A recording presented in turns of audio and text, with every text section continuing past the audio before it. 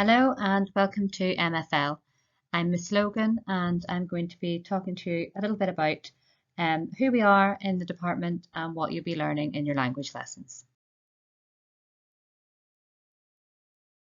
So here we have our heads of department. You've got myself, Miss Logan, I'm head of Key Stage 3 German here at Guilsborough. We have Mrs. Carr, who's head of Key Stage 4 and Key Stage 5 German.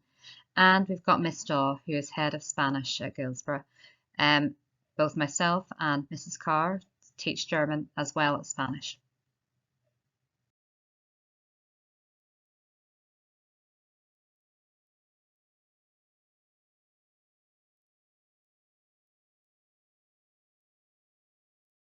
And here are the rest of our German department. So we have Mrs. Hudson, who's originally from Berlin in Germany. We have Mr. Thompson, and we also have Mrs. Pugh.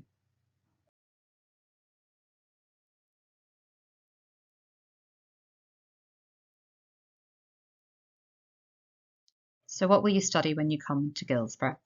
In years 7 to 9, you will study both Spanish and German in an equal amount throughout the week.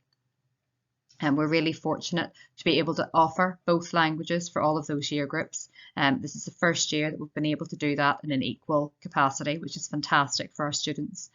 So in German, you'll be studying the Stimmt 1 and then subsequently the Stimmt 2 textbooks. And in Spanish, we follow the Claro 1 and then the Claro 2 textbooks. So in year 7, you will be learning a range of topics in Spanish and German, ranging from talking about yourself, hobbies, your family and pets, talking about your free time and where you live. We also like to add in lots of elements of German and Hispanic culture throughout.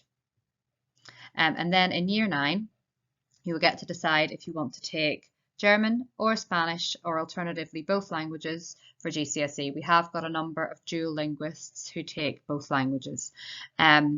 You don't have to take a language at the moment, but we really do encourage it because it will form part of the EBAC pathway. We also offer both German and Spanish as an A-level topic, and we study the AQA for both GCSE and A-level.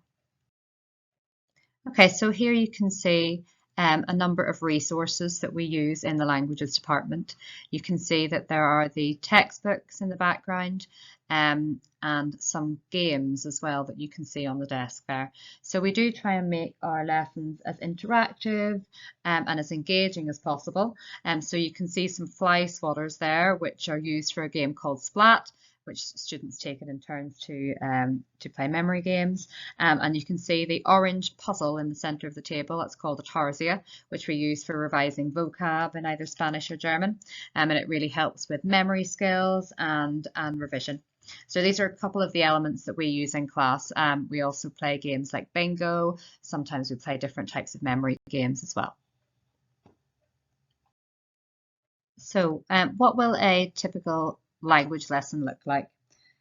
So what we try and include are 4 key skills. So that's reading, listening, writing and speaking. And we try our best to introduce all of these in every lesson as much as we can. It's important to be able to do them in equal measure because that's how we're assessed at GCSE. So we like to make sure we're training our students early.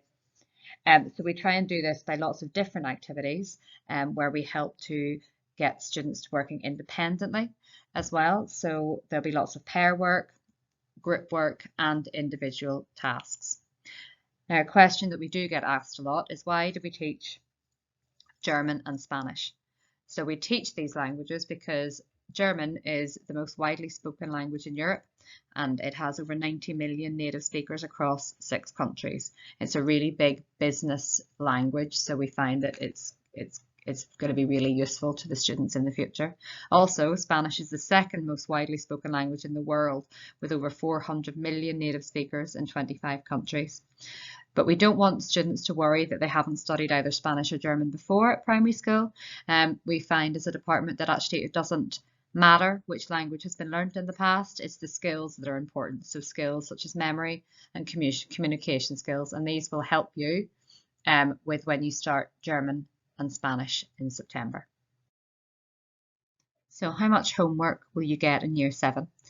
So you will receive one piece of written homework. So that might be a short paragraph, a little reading text, it might be a worksheet to complete, and you'll also get a set of vocabulary to learn. And this might be the vocabulary that was covered in the lesson before, or it could be the vocabulary to learn in preparation for the next lesson. We do like to test vocabulary because it does practice our memorizing skills and it gets us ready for each lesson. And these are called our words of the week. Now we do have websites that you can use to help you learn your vocabulary, such as Quizlet. So it's a website that you can go to, or you can download on an app onto your device. And it's really useful because you can play games, you can do flashcards, there's lots of different ways of learning, and you can also have competitions with your classmates to see who's using it the most or who's making the most progress. There's also other apps like Duolingo, which some students use, which really help with vocab learning. We also have a subscription to Linguascope, and Linguascope is another language learning website, which is fantastic. And you can also download it as an app on your phone or your device. And you can see it comes in both German and Spanish and other languages actually. And you can see that there's lots of different topics that it covers. And there's lots of games that you can play. And there's also worksheets that you can look at, and sometimes we do use these as a homework tool, or we might use them in class to play some games also. So I've just put on this slide a list of frequently asked questions, so hopefully any of the questions that I haven't been able to answer for you this evening will be here. So we really are looking forward to seeing you here in September next year, and I really hope you've enjoyed our short presentation and our virtual open evening. So all I have left to say is Auf Wiedersehen and adios.